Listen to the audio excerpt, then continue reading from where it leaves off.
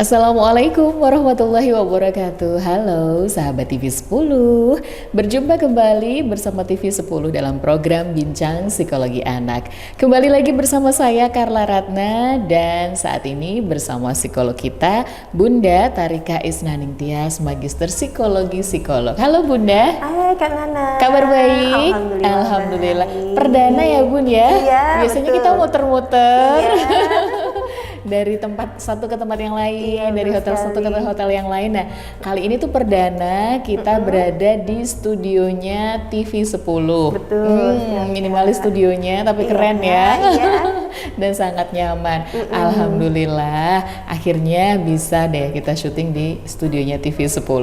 Oke, Bunda Tarika, Bincang Psikologi Anak di kesempatan kali ini seperti biasanya juga kita mengundang untuk sahabat TV 10 berpartisipasi memberikan tema atau apa sih yang pengen dibahas, mungkin kendala terhadap putra-putrinya dalam parenting selama ini, apa sih yang bermasalah gitu ya, atau apa yang ingin dibahas. Nah, bisa kirimkan tema Anda apa yang ingin dibahas ke nomor WhatsApp yang tersedia di bawah ini.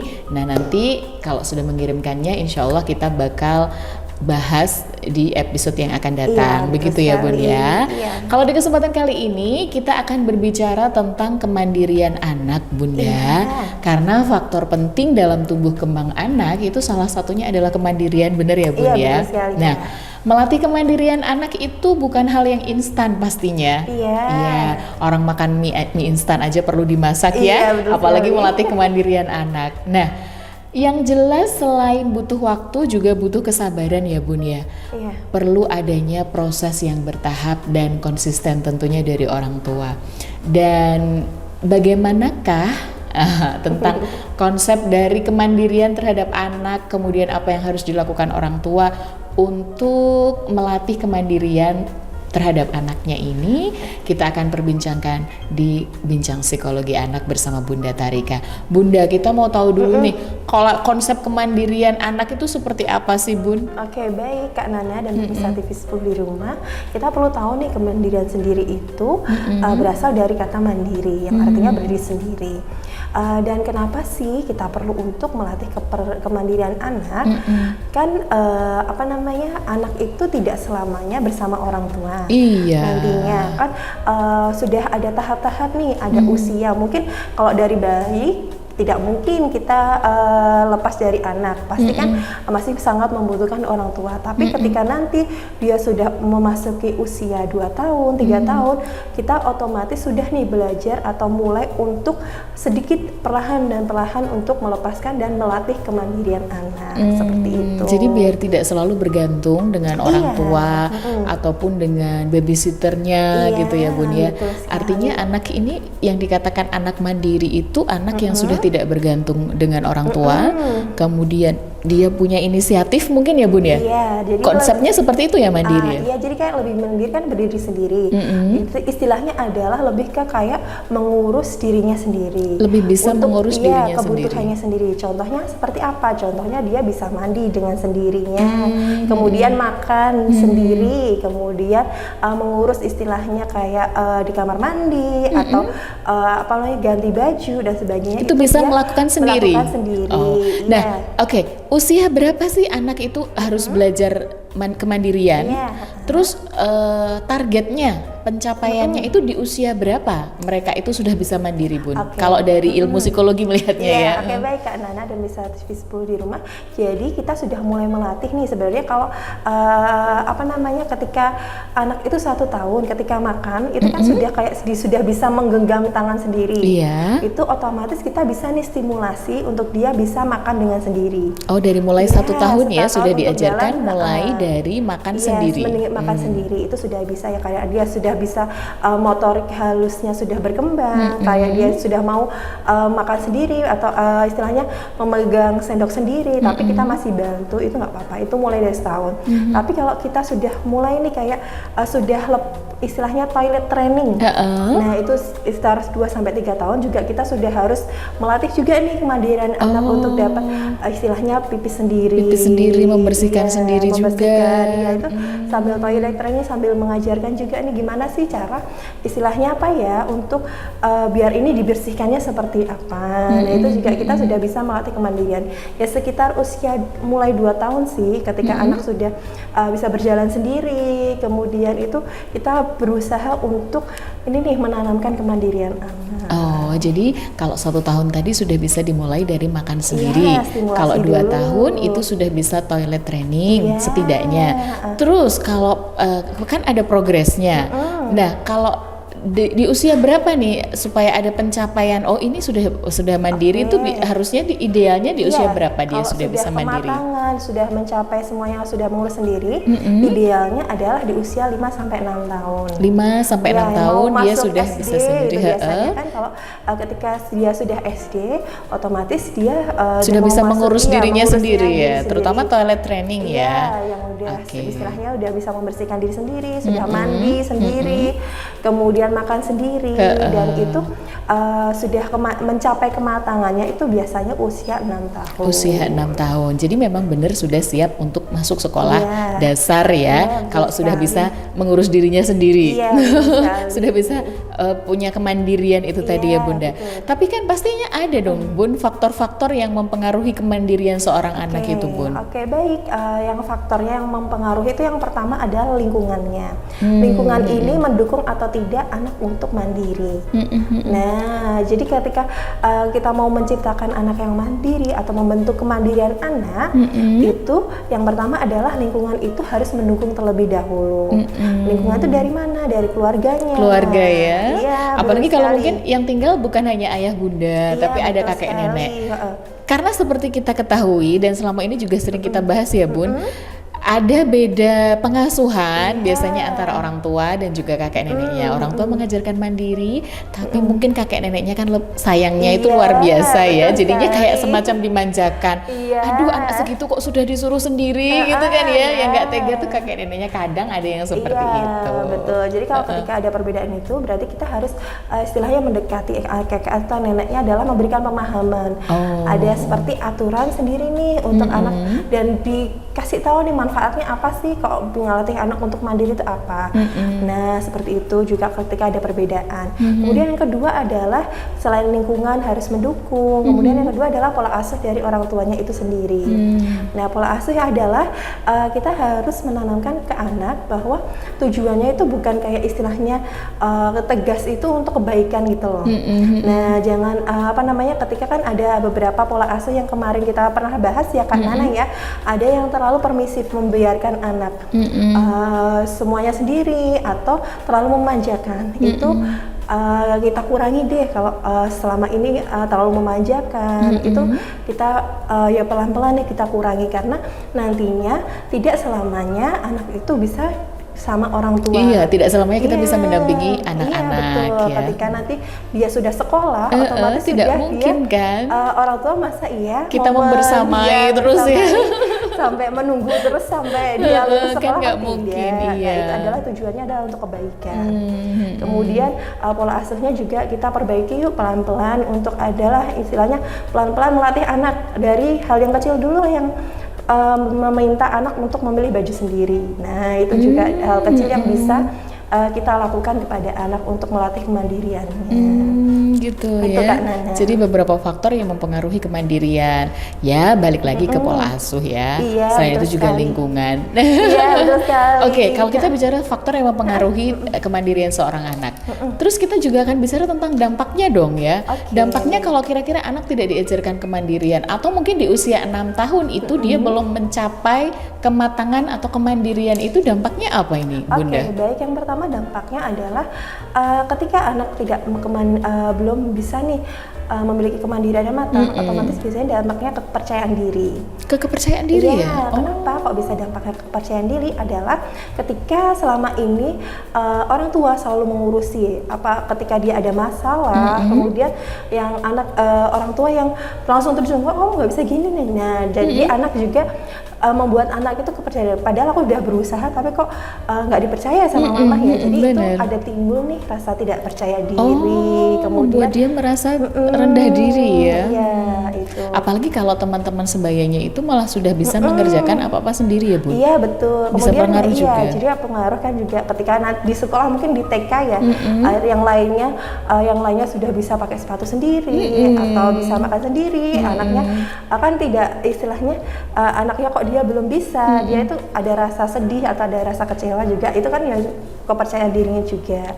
Itu juga nanti kalau dilanjutkan itu biasanya pengambilan keputusan dia menjadi anak yang ragu-ragu. Oh, pengaruh juga ya? Iya, jadi kayak kan karena semuanya apa-apa dilayani oleh orang tua, dimanjakan, dilayani, akhirnya menjadi anak yang ragu-ragu. Oh, akhirnya bergantung juga dalam pengambilan keputusan. Kalau dia nanti mau gini, aku takut nggak boleh. Ini mau gini, takut nggak boleh. Nah, takut itu salah. Ya takut salah dan seperti itu. Gitu ya. Itu juga. Kemudian yang pasti nantinya terlalu kayak istilahnya kalau dibiarkan menjadi manja, dia terlalu bergantung kepada orang lain. Oh gitu ya. Waduh, dampaknya kok ya ini banget ya. Makanya Bunda, Ayah, kalau mungkin anak-anak ini masih berada di usia 1 tahun, 2 tahun, tidak ada salahnya untuk mulai mengajarkan kemandirian. Lalu bagaimana tahapnya atau tahapannya untuk mengajarkan anak tentang kemandirian ini? Jangan kemana-mana deh. Soalnya Bincang Psikologi Anak akan segera kembali dan membahasnya, mengupas tuntas untuk Anda. Tetap di Bincang Psikologi Anak dari TV 10. Kami segera kembali.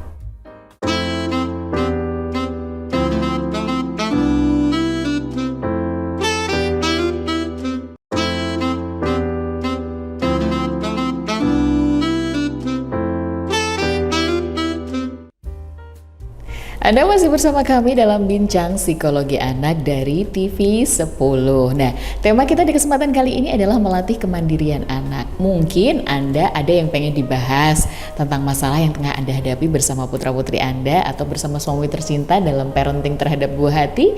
Bisa dong nanti dikirimkan ke sini ya WhatsApp-nya. Itu tentang tema atau masalah apa yang ingin dibahas. Nanti kita coba untuk episode depan kita bahas tema yang Anda kirimkan ke WhatsApp kami tersebut. Nah, bicara tentang kemandirian anak ya Bun ya. Kalau yang namanya anak mandiri itu kan berarti udah bisa udah bisa mandiri, punya inisiatif, mengerjakan tugas-tugas sendiri. Terus juga secara emosional dia tidak bergantung ya dengan orang lain, terutama orang tua. Dalam arti anak ini sudah punya tanggung jawab sendiri ya Bun ya. Kemudian sudah bisa merawat dirinya secara fisik. Intinya kan seperti itu ya.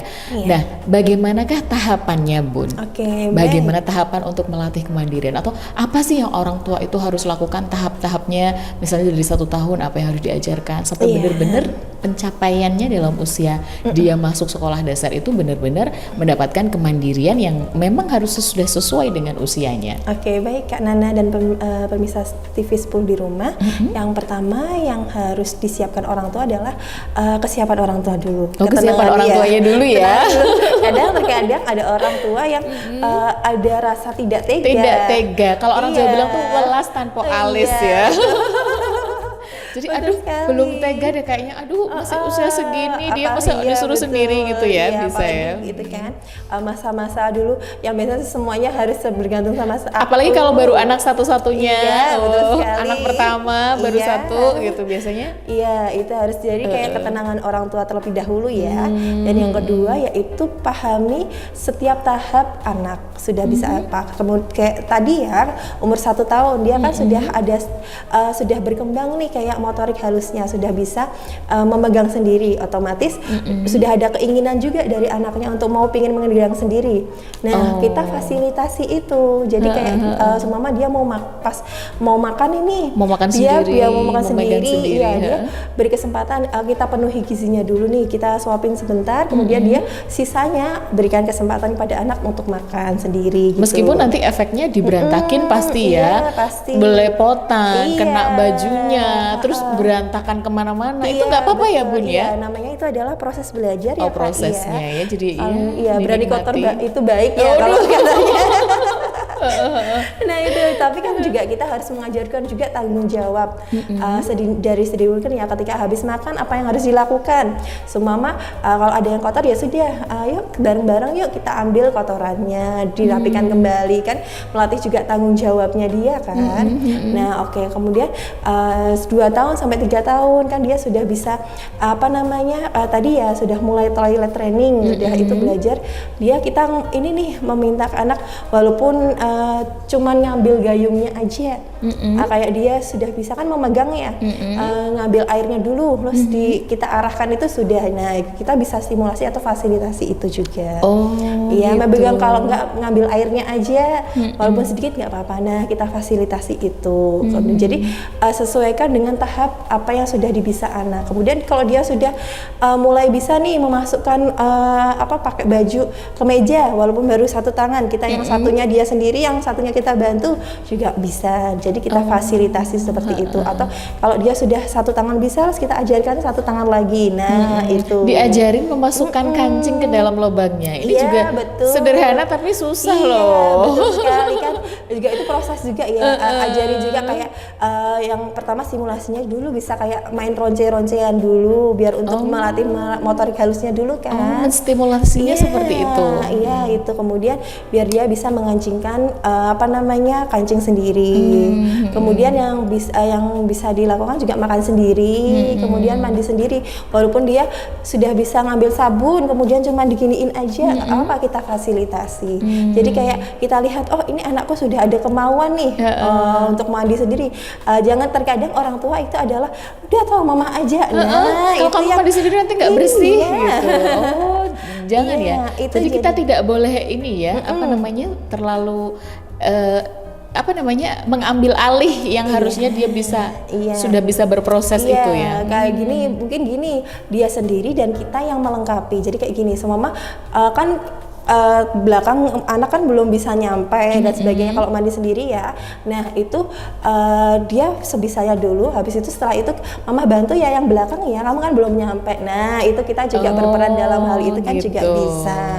Nah kemudian umur 3 sampai 4 tahun juga kayak sudah pelan-pelan nih anak sudah biasanya ada yang sudah bisa makan sendiri. Kalau 5 tahun juga ada yang sudah bisa makan sendiri. Nah kalaupun sebelumnya nih udah usia 4 tahun kok masih belum mandiri, oke, pelan-pelan aja, stepnya dari 4 tahun dulu nggak apa-apa, yang penting pelan-pelan nih dilatih anaknya makan sendiri dulu, beri kepercayaan, kemudian beri aturan nih, kamu sekarang kan sudah besar, terus ini kan coba yuk makan sendiri dulu yuk, kalaupun sekali 2 kali nggak mau ya kita terus ini cari celahnya gitu, ini yuk walaupun 1 sendok 2 sendok dia belum bisa sudah bisa makan ya kita apresiasi seperti itu.